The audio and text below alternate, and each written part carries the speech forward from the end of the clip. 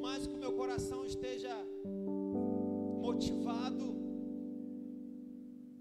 por mais que meu coração esteja inflamado pela tua palavra, e minha boca quer anunciar as tuas boas novas, mas se o Senhor não falar através de mim, as minhas palavras serão lançadas no ar apenas. As minhas palavras serão jogadas ao vento, mas a tua palavra é poderosa, a tua palavra é poder, a tua palavra liberta, a tua palavra nos transforma. Então traz a tua palavra para cá, Senhor. Manifesta aqui as tuas verdades, os teus princípios. Em nome de Jesus, Pai. Vamos cantar um louvor, querido.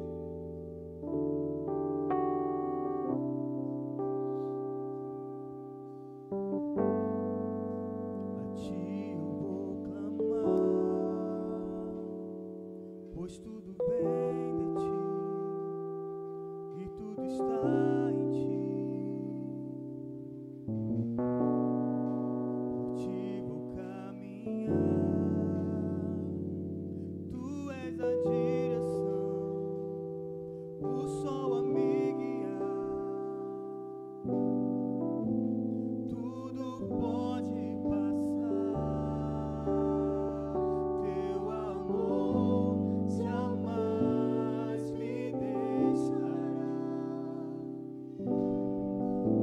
Sempre há de existir novo amanhã preparado pra mim.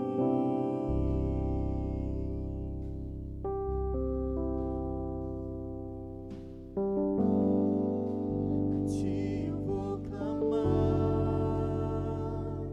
pois tudo vem de ti e tudo está em ti. Por ti vou caminhar, tu és a direção, o sol a me guiar. Tudo pode passar, teu amor jamais me deixará. Sempre há de existir novo amanhã preparado pra mim. Preparado pra mim.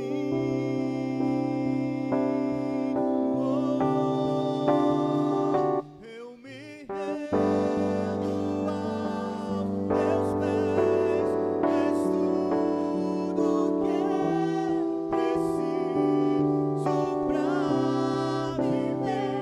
Eu me lanço aos teus braços, onde encontro meu refúgio. Eu me rendo aos teus pés, és tudo que eu preciso pra viver. Eu me lanço aos teus braços, onde encontro meu refúgio,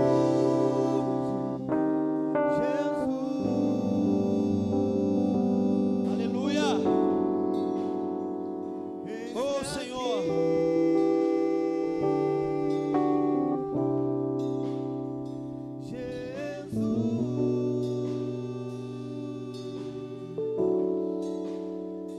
Eis-me aqui.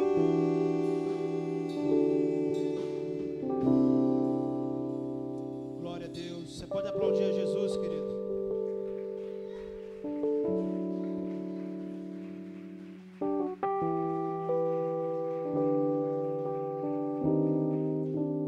O conselho do apóstolo Paulo a um jovem chamado Timóteo: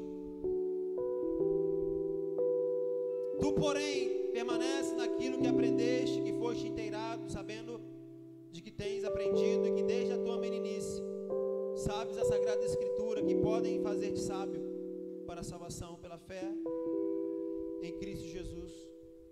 Pois toda a Escritura é divinamente inspirada, proveitosa para ensinar, dar um caminho, corrigir, instruir, para que o homem seja perfeito, perfeitamente instruído para toda boa obra.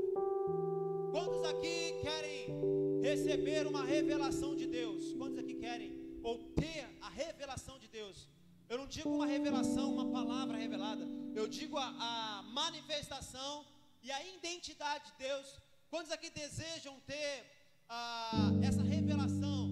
Assim como Moisés teve a revelação de Deus, assim como Isaías teve a revelação de Deus. Isaías capítulo 6 diz que Isaías teve uma visão e viu o trono, e viu o Senhor sentado no alto e sublime trono. Então ele teve uma revelação de Deus. Então quantos aqui essa noite, querido, desejam? Eu acredito que todo mundo, né? Eu acredito que você vem aqui para o culto porque você quer ter uma revelação de Deus. Eu acredito que você saiu da sua casa porque você deseja ter uma revelação de Deus. Então talvez seja uma pergunta até um pouco besta minha, né? Uma pergunta meio idiota, uma pergunta meio ignorante da minha parte. Eu acho que deveria ser, mas eu sei que não é. Porque muitos vêm por vir e talvez ainda não tiveram uma revelação de Deus. Então eu entendo, querido, que quando eu passo o meu momento de oração, eu entendo que quando eu oro, é como se eu estivesse entregando para Deus o que eu tenho. E quando eu leio a Bíblia, é como se o Senhor estivesse entregando o que Ele tem para mim. Vou repetir. Quando eu oro, eu entrego para Deus o que eu tenho, o que eu sou, o meu tempo, a minha voz, aquilo que eu tenho para Ele, a minha adoração, o meu elogio a Ele, colocando Ele como Senhor da minha vida. E quando eu passo o momento em oração, eu estou retendo, estou conquistando, estou desfrutando daquilo que Deus tem para a minha vida. Então, se eu oro muito e não leio a Bíblia, eu vou ficar doente. Se eu leio muito a Bíblia e não oro, eu vou ficar doente, porque não vai haver um nivelamento na minha vida espiritual com Deus. Então, esse texto, ele fala exatamente sobre isso. Olha o versículo 15. E desde a tua meninice, sabes as sagradas escrituras, que podem fazer-te sábio para a salvação, pela fé que há em Cristo Jesus. O que o apóstolo Paulo está falando aqui, é que esse jovem chamado Timóteo, desde a sua infância, ele tinha o costume de ler e de meditar na Bíblia. Esse jovem chamado Timóteo, desde a sua meninice, desde a sua infância, ele tinha o costume de ler as Escrituras. Ele tinha o costume de ler a Bíblia. Ele tinha o costume de examinar e de estudar a Bíblia. Por que será que nós, a geração desse tempo, tão fraca, querido? Por que será que a nossa geração é uma geração tão fraca? Se nós fizéssemos aqui talvez passássemos aí uma lista, ou um censo, essa é a palavra que estava fugindo.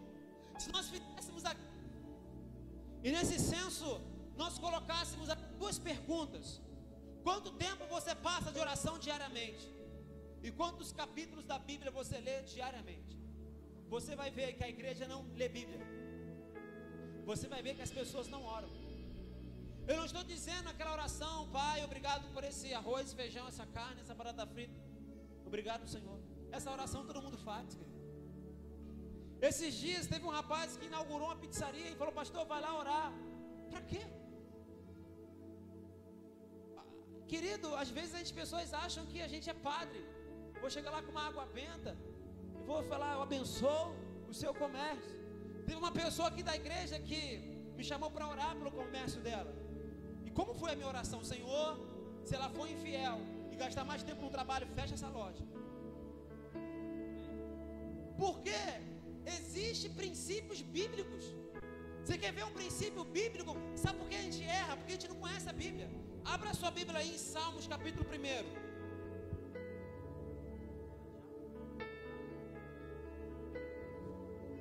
Salmos capítulo 1, abre comigo a sua Bíblia aí, querido. É só um exemplo para você entender. Aí o rapaz vai abrir uma pizzaria, eu vou orar pela pizzaria dele, mas ele vai continuar traindo a esposa dele. Um exemplo que eu estou dando, eu não conheço a vida dele. E ele vai continuar sem orar diariamente, ele vai continuar sem seguir, ou sem entregar a sua vida para Jesus. E eu vou orar para abençoar a loja dele com qual objetivo, irmãos? Qual é o objetivo disso? Ah, pastor, vem cá orar pelo meu trabalho, vem cá orar. Teve um dia desse que uma pessoa falou assim: pastor, eu ganhei minha casa, vem cá na minha casa orar. Querido, eu não vou. Por quê? Porque ou você realmente toma vergonha na sua cara, ou você segue o evangelho e a bênção vai te perseguir, a bênção vai alcançar você. Nós não pregamos uma religião onde eu vou lá abençoar a tua casa, é dentro da tua casa que você vai pecar. Que adianta isso? Aí você tem a falsa sensação de que Deus está com você porque veio um pastor orar. Irmão, isso não existe, isso nunca.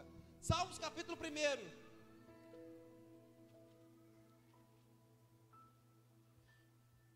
Salmos capítulo 1, versículo 1. Pastor, abençoa meu comércio. Pastor, abençoa, querido, amém. Eu vou lá, vou orar junto com você. Não vou orar por você, vou orar junto com você. Isso é uma honra. Se tiver, querido, vou lá, vamos orar, vamos abençoar. Mas isso não é o suficiente. Versículo 1 do capítulo 1 de Salmos. Bem-aventurado. Olha como é que começa. Olha como é que começa o texto, irmãos. Bem-aventurado o homem que não anda segundo o conselho dos ímpios, nem se detém no caminho dos pecadores, nem se assenta na roda dos escarnecedores. Antes tem o teu prazer na lei do Senhor, e na sua lei medita de dia e de noite. Isso está falando de relacionamento. Versículo 3: pois será como árvore plantada junto a ribeiro das águas, a qual dá o seu fruto no seu tempo, as suas folhas não cairão, tudo quanto fizer prosperará. Quantos podem dar glória a Deus?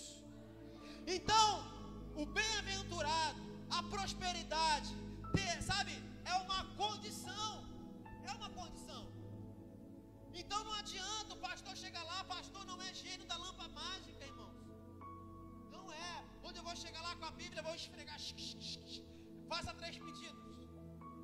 Eu apareço no tapete voando até a sua casa. Eu apareço no tapete voando até a tua loja. Leandro, eu vou lá aparecer na tua loja, no tapete assim voando, e falar: Leandro, pede o que queres que eu te dou. Menos se crescer cabelo, que aí é demais. Mas pede o que queres, eu te dou, Leandro. O que você quer que faça na sua loja? Irmãos, você quer ser abençoado, Leandro, na sua loja? Cumpre isso aqui, ó. Bem-aventurado o homem que não anda segundo o conselho dos ímpios. O que é andar segundo o conselho dos ímpios? O Flavinho está com uma loja. Flavinho, cara, a minha loja aqui está dando certo. Cara, mas você tem que abrir no domingo à noite, cara, porque domingo à noite que bomba. Ó, conselho do ímpio. Domingo à noite que o negócio dá certo. Varão, olha, você tem que abrir aqui, cara. É o domingo à noite, mas domingo à noite o cara vai faltar o culto. Aí um abismo vai chamando outro abismo, que vai chamando outro abismo. Daqui a pouco você está sonegando imposto, daqui a pouco você está roubando, daqui a pouco você vai para o inferno. Olha que prova. Seguindo o conselho, tudo é normal. Não vamos administrar dessa forma aqui, porque todo mundo faz o conselho do ímpio. Então olha o texto. Bem-aventurado o homem que não anda segundo o conselho do ímpio, nem se detém no caminho dos pecadores, nem se assenta na roda dos escarnecedores. Antes disso tudo, ele tem o seu prazer na Bíblia, na lei do Senhor, e ele lê e medita dia e noite, pois será como árvore plantada junto a ribeiro de águas. O que é árvore plantada junto a ribeiro de águas? É aquela árvore que você não precisa regar, é aquela árvore que você não precisa se preocupar, irmãos. Tem pessoas na igreja que você se preocupa, sabe, discipuladores e líderes. A gente, o cabelo cai, viu? Cadê o Wallace? Viu, Wallace? Por quê? Porque eles não são plantados junto a ribeiros de águas. Às vezes eu estou aqui pregando, irmãos, e já estou vendo quem faltou culto. Aí amanhã já estou mandando mensagem, hoje à noite. São pessoas que não são plantadas junto, porque você tem que ficar regando toda hora. Toda hora você tem que jogar uma aguinha, senão seca. Toda hora você tem que jogar um negocinho lá, jogar uma aguinha, dar uma palavrinha para ele, diz, dá um tapinha, querido.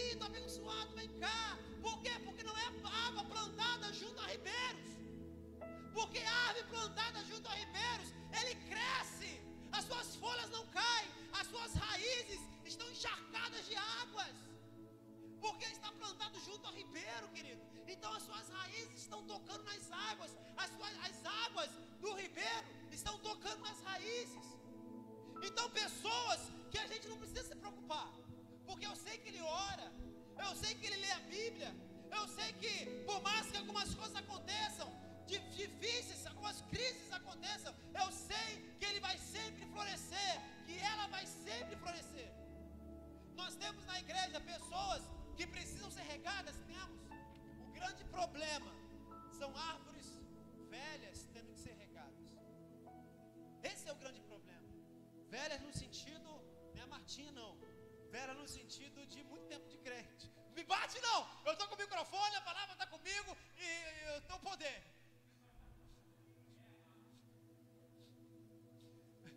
Né? Cadê a Mariana? Mariana que sabe. Viu, Martinha? Eu estou com poder, estou com o microfone na mão. O poder do microfone, né? Eu falo o que eu quero para você agora. Então, não é Martinha que eu estou falando. Eu estou falando de antiga, no sentido de minha sogra, no sentido de... Na minha sogra é uma árvore daquelas centenárias. Aquela que tem que ter uns 3 para abraçar. Minha sogra é uma benção. Está conservada, bichinha. Ai. Eu estou dizendo árvore antiga. É muito tempo de igreja, sabe? Muito tempo de evangelho. E não tem a sua raiz plantada a ribeiros de águas. Não tem, querido. E a gente tem que ficar dando uma palavrinha, a gente tem que ficar jogando uma aguinha. Por quê? Porque não tem relacionamento com Deus. Então você quer ser abençoado? Amém, irmãos. Poxa, você passou num concurso. Pastor, me ajuda em oração. Amém, vamos orar. Eu estou precisando de ajuda em oração porque eu estou com um novo projeto. Glória a Deus. Vamos orar juntos. Mas antes de orarmos, se volte para o Senhor. Antes de orarmos, busque o Senhor. Busque Deus como o seu Senhor, o dono da sua vida. Porque a bênção, querido, não é talvez um fast food. A bênção não é um momento que você liga e ele entrega para você. A bênção não é assim quando você quer. A bênção ela vem como uma consequência. Quantos podem dizer amém? Então, fechando aqui o texto. Pois será como árvore plantada junto a ribeiros de águas, ao qual dá o seu fruto no seu tempo. As suas folhas não cairão. Tudo quando fizer, prosperará. Vamos continuar no texto. Não são assim os ímpios, mas são como a moinha que o vento espalha. Por isso os ímpios não subsistirão no juízo, nem os pecadores na congregação dos justos. Porque o Senhor conhece o caminho dos justos, porém o caminho do ímpio perecerá. Se você ler o livro de Provérbios, eu acho que todo crente tem que ler o livro de Provérbios. Provérbios ensina você até fazer manteiga, certo? Lê lá o último finalzinho. Provérbios ensina você a ser esposa, patrão, empregado. Provérbios ensina você a ser tudo. Então lê o livro de Provérbios. E uma grande questão que tem aqui no texto de Provérbios é isso: para que eu e você não venhamos ficar admirado com a prosperidade do ímpio. Gente, como fulano está crescendo. Eu tenho uma loja, fulano já tem 3 lojas. Poxa, eu estou na igreja, eu dou dízimo, né? E fulano não dá nada, fulano corrompe. Então o livro de Provérbios ele nos ensina a nós não olharmos para essas coisas, a nós não sermos influenciados por essas coisas, porque no dia do juízo esse homem vai perecer, porque no dia do juízo de Deus esse homem vai prestar conta ao Senhor. Para que nós não venhamos ficar admirados com as pessoas que são corruptas, com as pessoas que estão fazendo coisas erradas e estão prosperando, entre aspas, com aquilo que estão fazendo. Então, amados, hoje você já percebeu, eu dei um tema à minha pregação e é o poder da palavra. O poder da palavra. O quão importante esse livro para a nossa vida. Mas esse livro para a nossa vida não é importante se nós só usamos ele para vir para a igreja no domingo à noite. Esse livro para a nossa vida não é importante quando ele fica na estante. Eu lembro uma vez que, essa história da minha mãe, meu pai dirigindo Fusquinha, viajando, de repente meu pai dormiu, daqui a pouquinho só tem mato de todos os lados, barulho, mato, daqui a pouquinho meu pai escolhe um canto, e graças a Deus escolheu o canto certo, e virou o volante dele, e paramos na pista, porque do outro lado tinha um abismo. Primeira coisa que minha mãe pergunta: filho, sua Bíblia está aí? Não, mãe. Ai, que bom. Eu pensei, mas entendi. Só que a sua Bíblia na mochila? Eu falei, mãe, tá, minha Bíblia está na mochila. Ai, que bom, graças a Deus. É claro que ela entendeu e eu depois entendi também. Eu era pequeno. Isso faz 5 anos. Era jovem, novo. Gente, não é para rir. Então, às vezes as pessoas, ela tem a Bíblia como amuleto. A Bíblia não é amuleto, querido. A Bíblia, ela não é um amuleto. A Bíblia é para ser lida. A Bíblia é para você meditar nela. É para você ler e tentar aprender o que tem nela. Por que será que nós temos tantas pessoas fracas? Por que será que nós não conseguimos resistir no dia do pecado? Por que será? Porque nós estamos analfabetos da Bíblia. Porque nós não conhecemos a Bíblia. Porque nós não sabemos, não tomamos atitudes baseadas na Bíblia. Deixa eu te adiantar algumas coisas. Existem coisas que você tem dúvida, que você está orando e está perdendo o seu tempo. Para de orar. Existem coisas, decisões que você quer tomar, e você está orando, Senhor, fala comigo. E tem pessoas se matando, buscando ao Senhor, para que Deus dê uma direção. Para o que você está fazendo. Vai ler a Bíblia. Porque a Bíblia tem direção para você. Existem certas coisas, vou repetir, para você não entender errado. Existem certas coisas que você não precisa orar. Porque está claro, está na Bíblia. Está na Bíblia. Pastor, eu estou desgostoso com meu esposo. Estou orando para ele morrer. Eu posso? Deu para a boca dela não, pá. Eu posso? Pastor, eu estou na igreja, sou santo, falo em línguas, dou uma giradinha, e estou gostando de uma pessoa que gosta de carnaval, gosta de ouvir música do mundo, mas ela é bonitinha. Eu posso fazer isso? Pastor, eu posso fazer isso? Querido, vai na Bíblia. Você não precisa orar para saber certas coisas. Certas coisas você não precisa orar, irmãos. É só você ler Bíblia. É só você ter princípios de ler Bíblia diariamente. Então nós percebemos aqui que quando volta para Timóteo, lá no capítulo 3, 2 Timóteo capítulo 3, quando nós vemos o apóstolo Paulo falando para Timóteo, ele diz assim: e que desde a tua meninice sabes as sagradas escrituras, que podem fazer de sábio para a salvação pela fé que há em Cristo Jesus.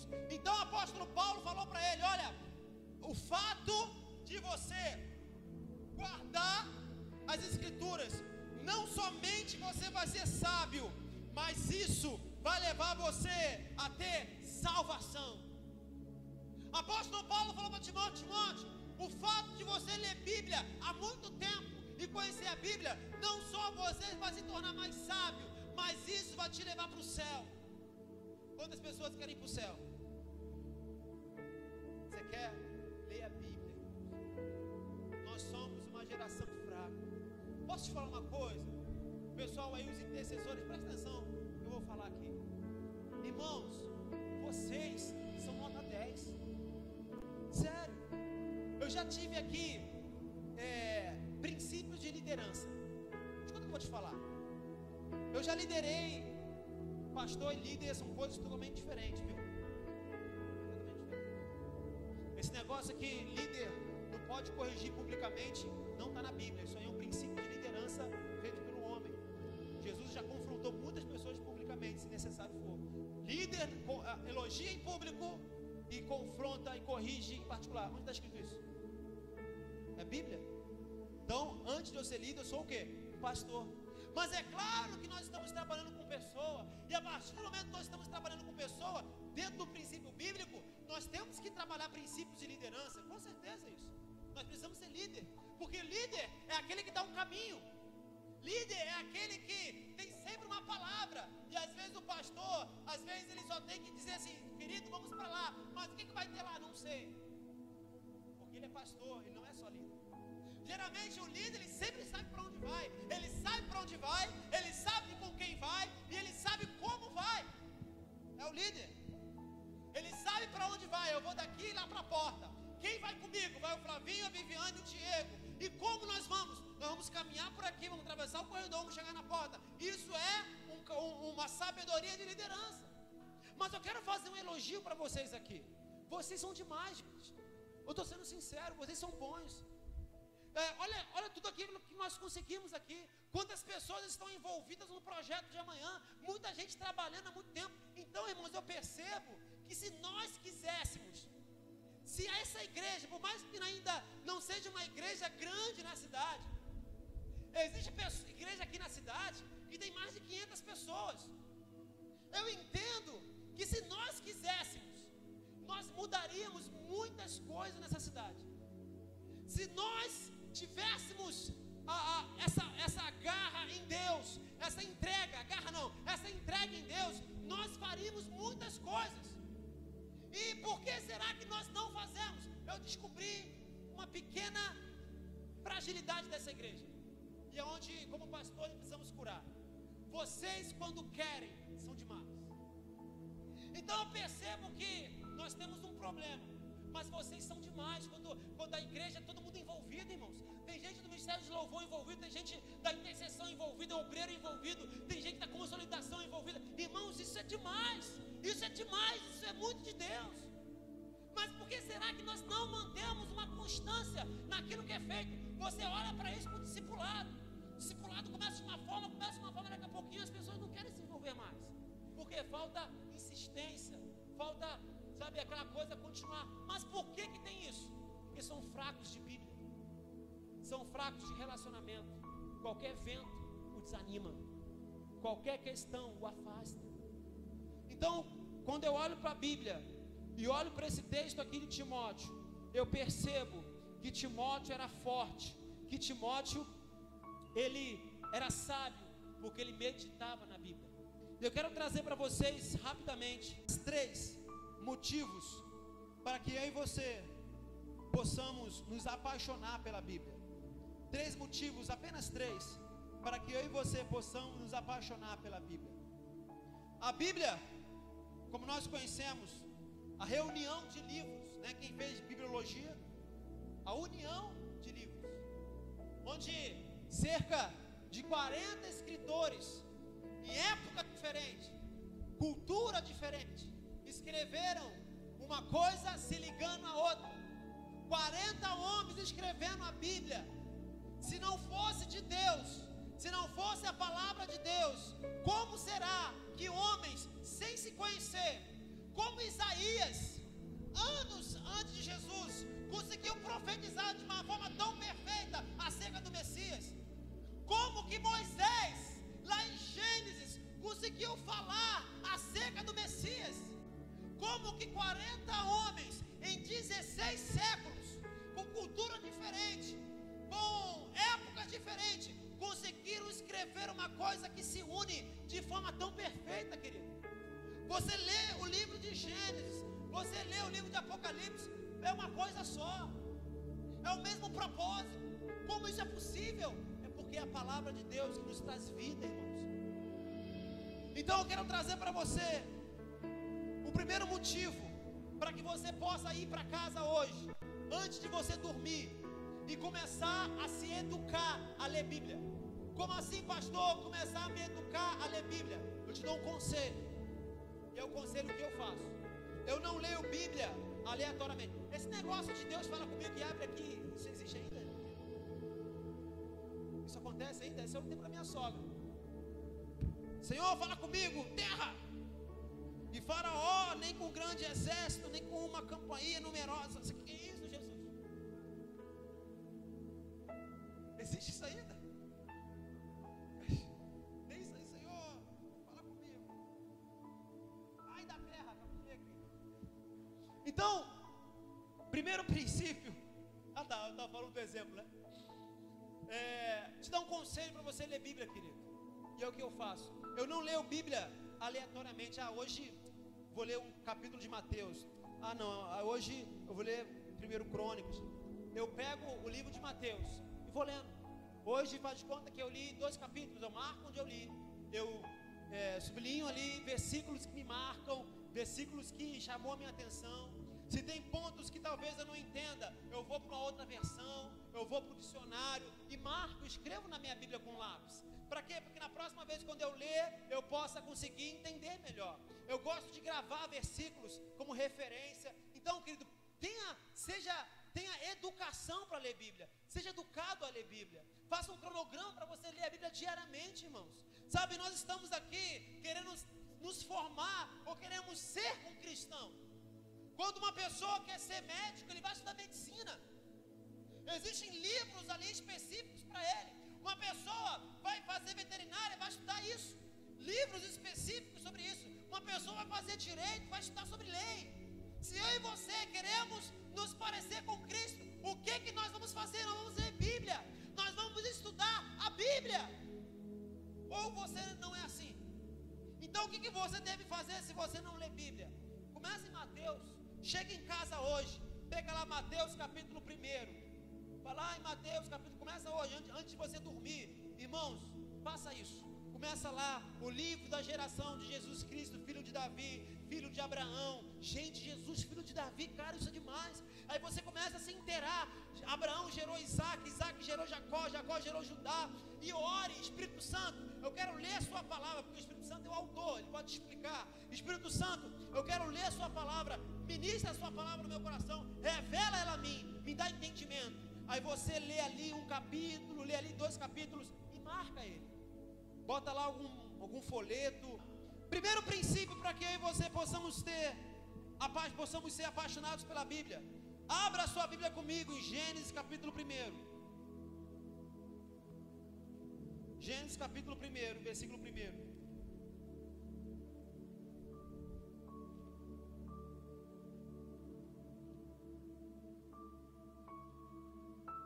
A sua vida vai mudar, irmãos. Sabe?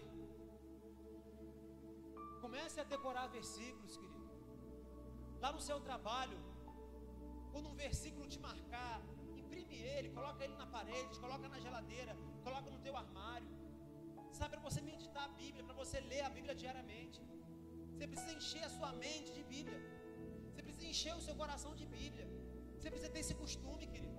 Sabe, pega um texto bíblico, escreve ele, bota no seu guarda-roupa, bota na sua geladeira. E quando você acordar, você lê ele. Até chegar ao ponto de você não precisar mais de um papel para lê-lo. Quando você pega um pedaço de papel, escreve, ou se não, faz no computador, imprime, coloca um texto bíblico que te marca e coloca lá. Sabe, eu queria que nós tivéssemos o prazer de ler a Bíblia toda. Eu não vejo cristãos tendo desafios. Eu quero ler a Bíblia toda em um ano. A gente não vê mais isso. Eu quero ler a Bíblia toda. Eu quero, pelo menos sim, um certo período, eu quero ler a Bíblia toda. Você não vê que as pessoas têm esse costume. Por isso que nós somos fracos, raquíticos do Evangelho. Gênesis capítulo 1, versículo 1 diz assim: no princípio criou Deus os céus e a terra. A terra era sem forma e vazia. Havia trevas sobre a face do abismo. O Espírito de Deus se movia sobre a face das águas. Disse Deus: haja luz, e houve luz. Pula comigo, Evangelho de João, capítulo 1. Evangelho de João, capítulo 1.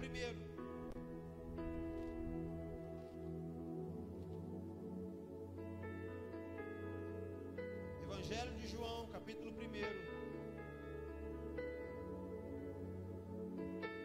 Versículo 1. Diz assim: no princípio era a palavra. Em algumas versões está verbo. No princípio era a palavra estava com Deus, e a palavra era Deus. Ele estava no princípio com Deus. Todas as coisas foram feitas por Ele, e sem Ele, nada do que foi feito se fez. Escute e olhe para mim. João capítulo 1 está explicando Gênesis capítulo 1, versículo 3. Vou repetir. João capítulo 1, versículo 1, versículo 2 está explicando Gênesis capítulo 1, versículo 3. Disse Deus, versículo 3 de Gênesis, disse Deus, haja luz e houve luz. João diz assim, no princípio era a palavra estava com Deus e a palavra era Deus. Ele estava no princípio com Deus, todas as coisas foram feitas por Ele, e sem Ele, nada do que foi feito se fez. Então escuta o que eu vou te dizer. Jesus, Ele é a palavra. Jesus é a palavra de Deus manifesta. Então, quando quem estudou bibliologia vai entender a teoria do intervalo, Gênesis capítulo 1, versículo 1, Gênesis capítulo 1, versículo 2. Deus não cria nada imperfeito. No princípio criou Deus os céus e a terra sem forma vazia. Deus não cria nada sem forma e vazio. Isso foge dos atributos de Deus. Isso foge das características de Deus. Deus não faz nada imperfeito. Deus não faz nada pela metade. Então por que está escrito em Gênesis? Criou Deus os céus e a terra, e depois fala que a terra sem forma vazia, por causa da teoria do intervalo, onde do versículo 1 para o versículo 2, houve ali um intervalo de milhares de anos. Deus criou a terra perfeita, onde Ele colocou ali os dinossauros, onde Ele colocou ali a sua criação. Mas do versículo 1 para o versículo 2, diz a Bíblia que Satanás, Ezequiel fala sobre isso, Satanás foi jogado do céu e ele caiu na terra, onde a ciência diz que é um meteoro. Algo muito grande caiu na terra e destruiu a terra, inclusive os dinossauros. A Bíblia explica sobre isso. Onde você percebe que quando Deus começou a criar ou a reconstruir aquilo que o diabo destruiu, porque o diabo tem essa mania de destruir o que Deus construiu. Deus construiu o seu casamento, o diabo vai tentar destruir. Deus construiu a sua aliança com Ele através de Jesus, o diabo vai tentar destruir. Deus construiu a sua família, o diabo vai tentar destruir. Porque a característica do diabo é destruir tudo aquilo que Deus construiu. Deus construiu a terra, o diabo veio e destruiu. Deus veio então através da palavra. Deus vem através da boca e começa. Deus se levanta do céu, olha para a terra e diz: haja luz. E a luz surgiu. E você percebe que tudo aquilo que Deus vem falando, Ele vem falando através da palavra. Aí você percebe que o sol foi construído depois. Pastor, como assim? Primeiro Deus construiu a luz, para depois Deus construiu o sol. Foi.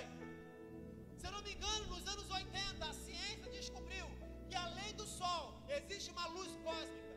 Que o sol só existe para poder trazer uma definição que é dia. A ciência descobriu isso, mas a Bíblia já estava escrito isso há muito tempo. Quem falou para você que Cristóvão Colombo descobriu que a Terra é redonda? Quem te disse isso? Quem foi a tia na sua aula de história, geografia, que te ensinou que Cristóvão Colombo descobriu que a Terra é redonda? Mentira! Mentira dela. Mentiu para você. Não foi Cristóvão Colombo que descobriu que a Terra é redonda, foi Isaías. Porque a Bíblia fala que Isaías viu Deus assentado sobre o globo terrestre. Olha aí. Globo terrestre, globo não redondo. Vai, pegou?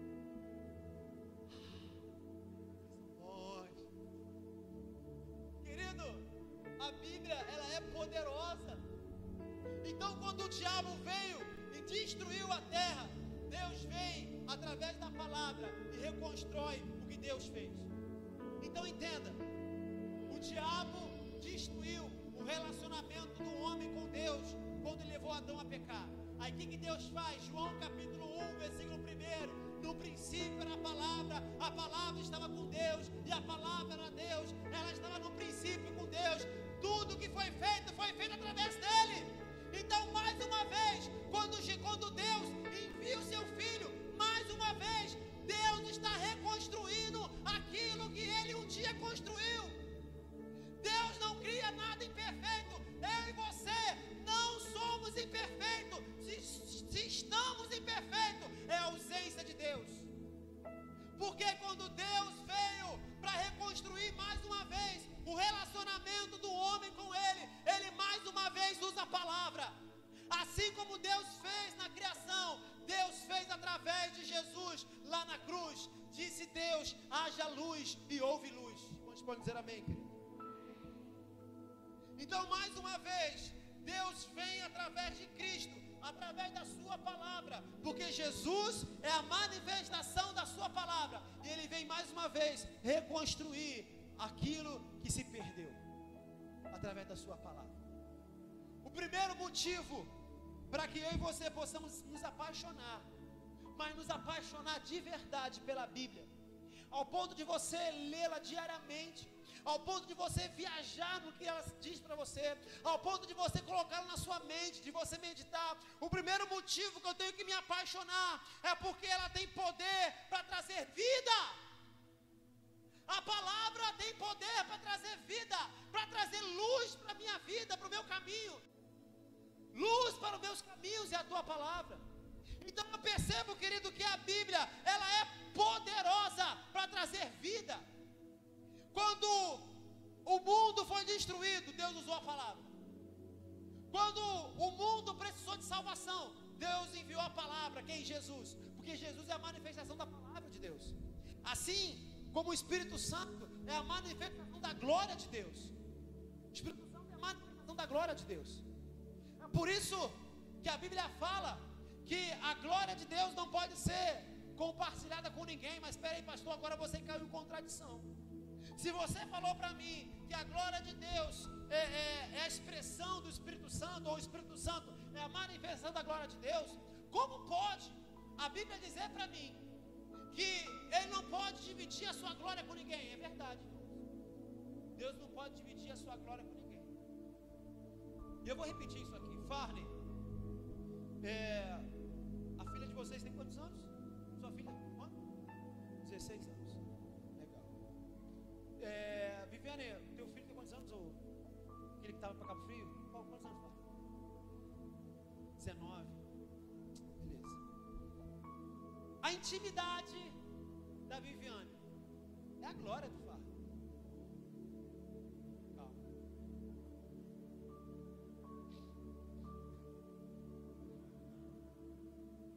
A intimidade da Viviane é a glória do Farney. Mas quando o Gabriel era novinho, o Gabriel desfrutava da intimidade da Viviane. O Gabriel pode, porque ele é o quê? É o quê? É filho.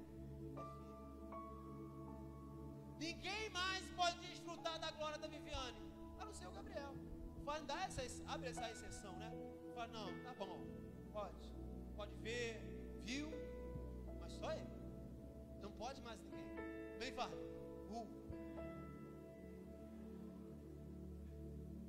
Deus é assim, querido. A sua glória não pode ser compartilhada para ninguém, a não ser quem for filho, a não ser quem tiver relacionamento com Ele.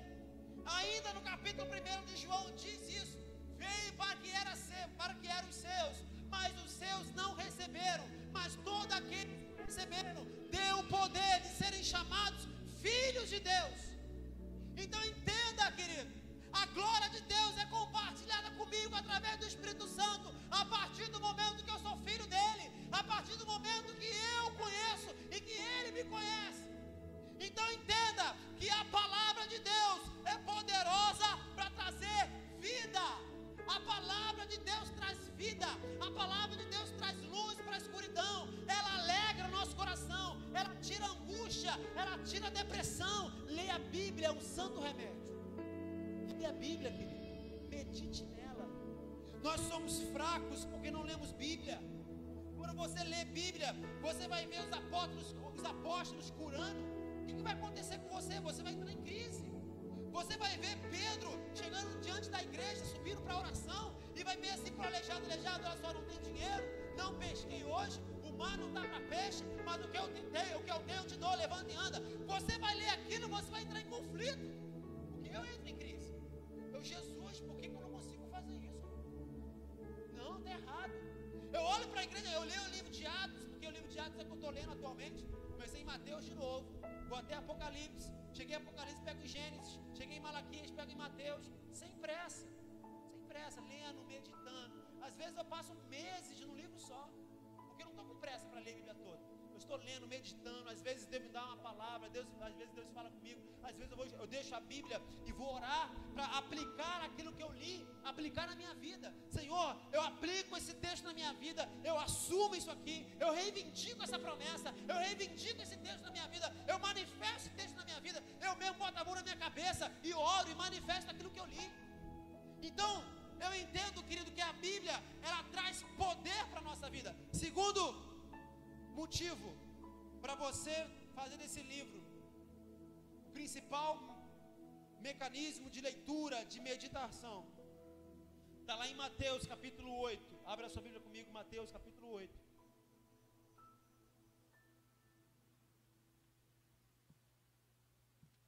Mateus capítulo 8.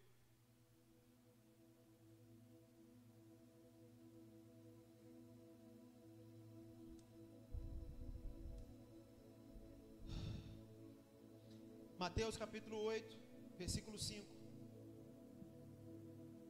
E eu vou partir para o final.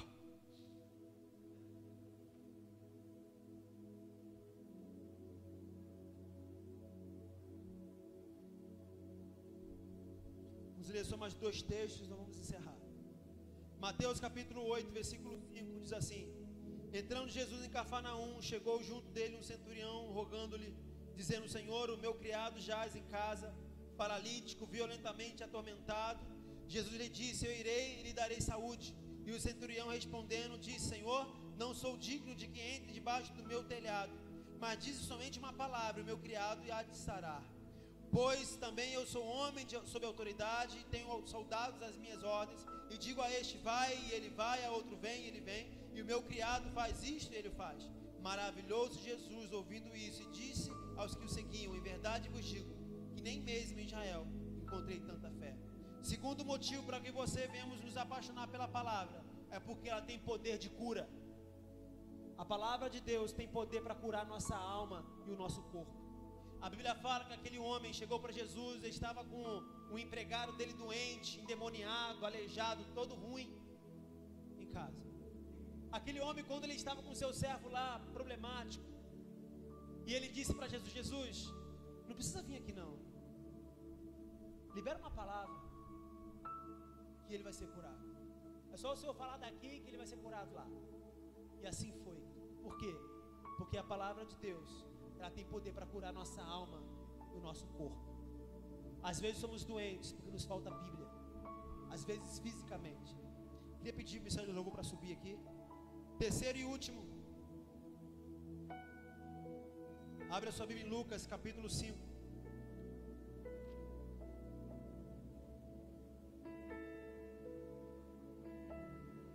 Lucas capítulo 5,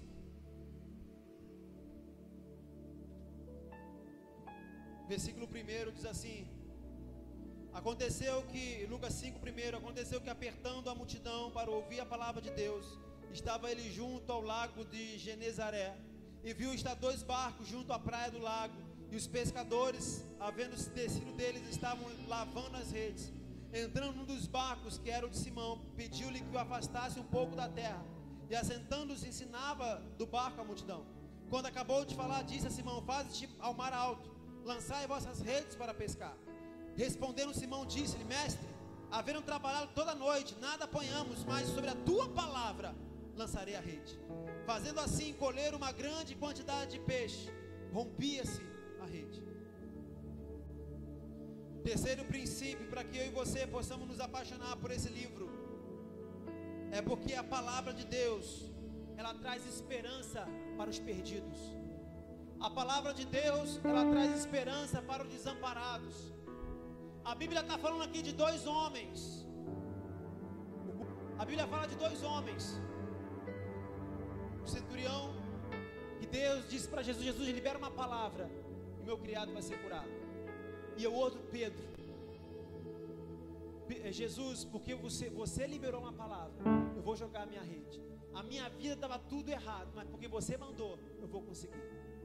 Crentes que se baseiam pela palavra, que andam pela palavra, são mais do que vencedores.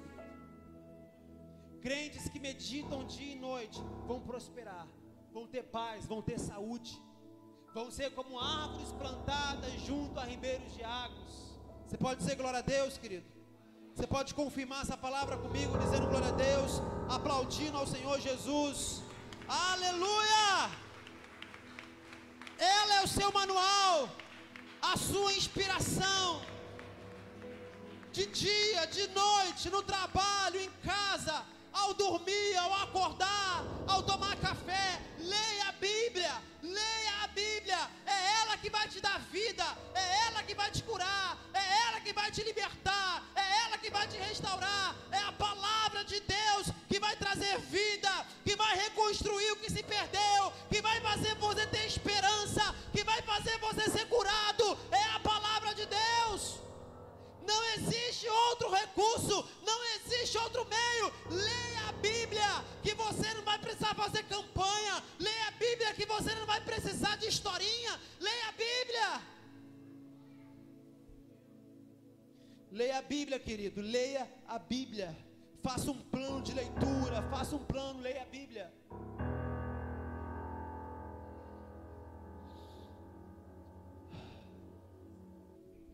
Querido, pega a sua Bíblia aí, coloca no seu peito. Vamos encerrar o culto assim. Se apaixone por esse livro, querido. Se apaixone por esse livro. A minha Bíblia. A minha Bíblia. Eu não consigo entender crentes, sabe, que não valorizam a sua Bíblia. A minha Bíblia. Se apaixone por ela. Abraça a sua Bíblia aí, vamos encerrar assim. Ela tem mais valor do que o seu carro.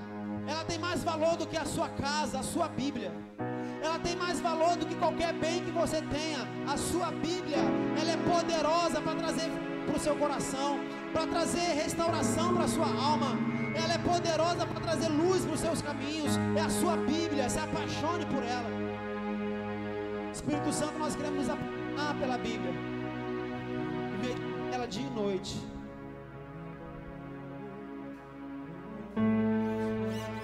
Queremos nos apaixonar, ter os nossos olhos atentos à sua palavra.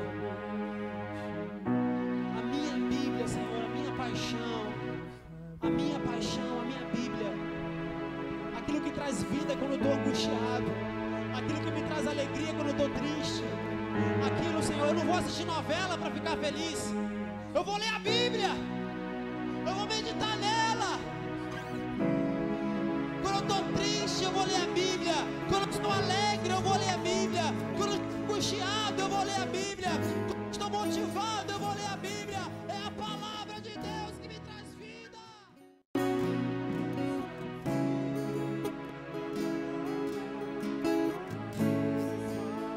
Me dá a raiz em ti, Senhor.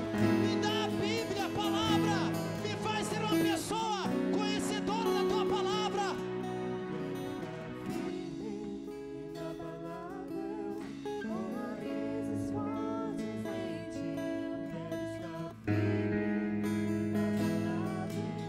Levanta sua Bíblia comigo agora.